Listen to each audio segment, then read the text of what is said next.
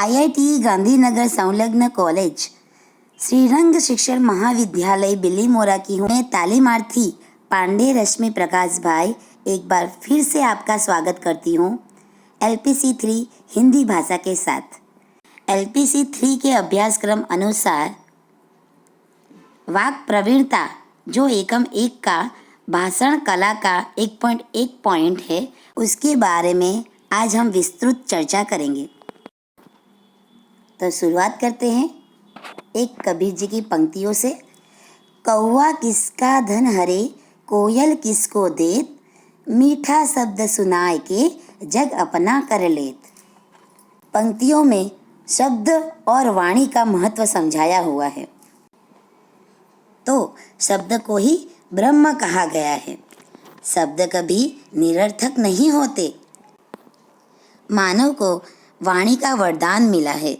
कथन के लिए उच्चारण अंग भी मिले हैं। क्या बोलना और कैसे बोलना वो अत्यंत महत्वपूर्ण है। मुख में से निकलने वाले शब्द में बहुत ताकत होती है। चाहे तो ये वाणी या शब्द संबंध तोड़ भी सकते हैं और जोड़ भी सकते हैं। वाणी का सविवेक उपयोग करना चाहिए। तो सर्वप्रथम हम देखते हैं वाणी का अर्थ। सरस्वती विद्या और वाणी की अधिष्ठात्री देवी वाचा, ध्वनि, आवाज़, कथन जैसे शब्द वाणी के लिए प्रयुक्त होते हैं।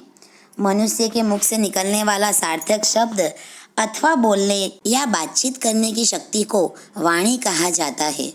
मानव के मुख से निस्तृत सार्थक शब्द या ध्वनि को वाणी कहते हैं। वाक् प्रवीणता यानी व्यक्ति की बोलने, कथन करने या बातचीत करने की प्रवीणता या निपुणता को वाक् प्रवीणता कहा जाता है। जैसे कहा जाता है कि हर एक कली फूल बन सकती है जो उनका मुख सूर्य की ओर हो। हर एक शब्द मंत्र बन सकता है जो इसमें भाव, भक्ति और भगवत स्पर्श हो। उसी प्रकार आज का थर्राता हुआ व्यक्ति आने वाले कल का उत्तम वक्ता बन सकता है, परंतु इसके लिए चाहिए सतत साधना, अखंड आराधना और नित्य उपासना।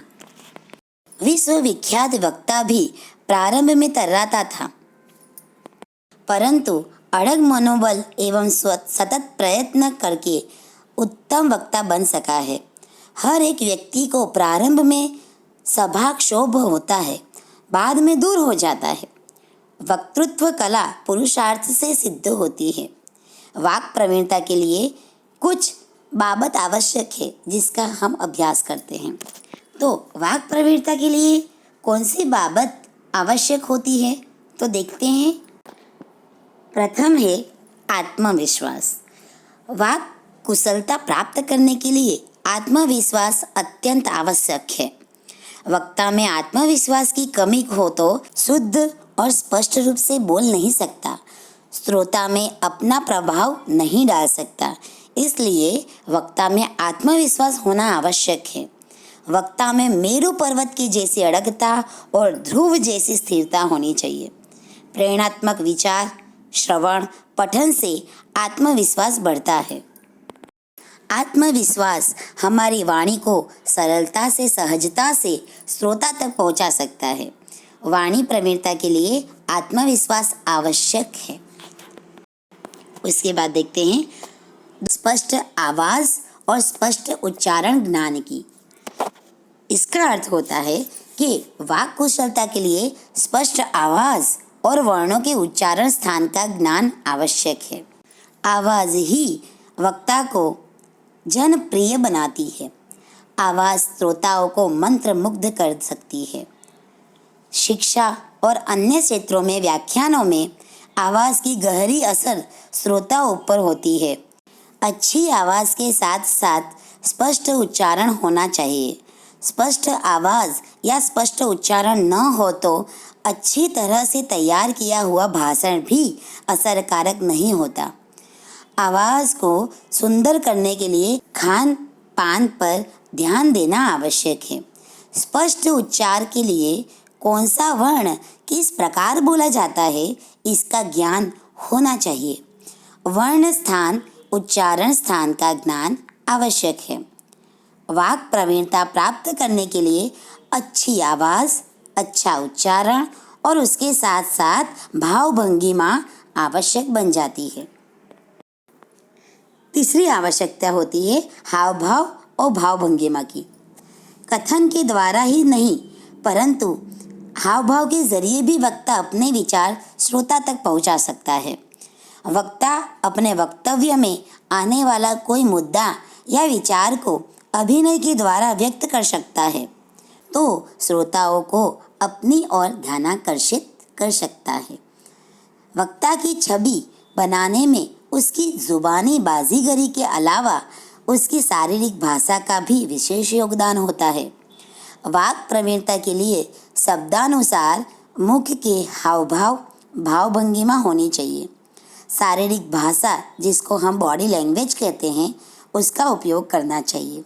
विशेषकर प्रोफेशनल्स वक्ता को बॉडी लैंग्वेज के प्रति सजग सतर्क रहना बेहद जरूरी है।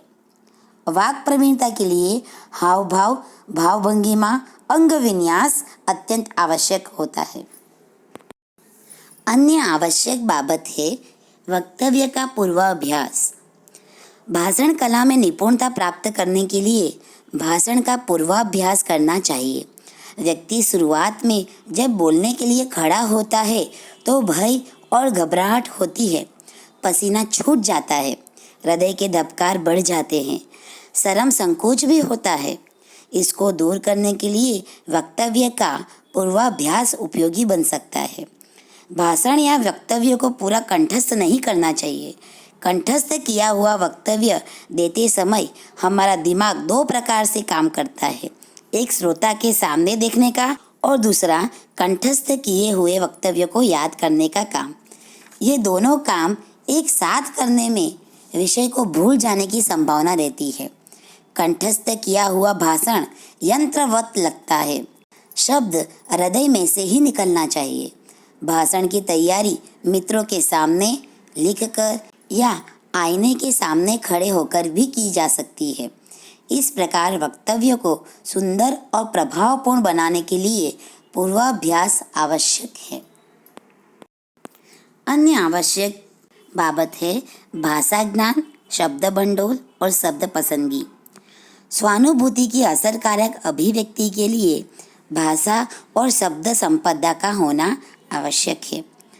भाषा प्रवीणता के लिए भाषा पर प्रभुत्व और शब्द भंडोल की आवश्यकता रहती है। वक्ता को अपने विचार प्रस्तुत करने के लिए अपने शब्द भंडोल में से उचित शब्दों का चयन करना चाहिए। भाषीय प्रवीणता का अर्थ यह नहीं है कि भाषा के दौरान विद्वता दिखाई जाए। बौद्धिक प्रकांडता दिखाने के लिए ऐसे शब्दों का इस्तेमाल नहीं किया जाना चाहिए जो श्रोताओं के सिर पर से गुजर जाए और श्रोतागण बोझिलता के भाव दर्शाकर बाहर निकल जाए।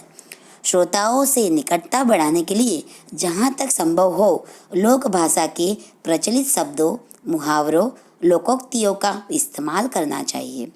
श्रोतानुसार भाषा, विविध भाषा के संदर्भ, शब्द चयन का ज्ञान वाणी निपुणता के लिए अत्यंत आवश्यक है। अन्य है विशाल वाचन और उसका अध्ययन।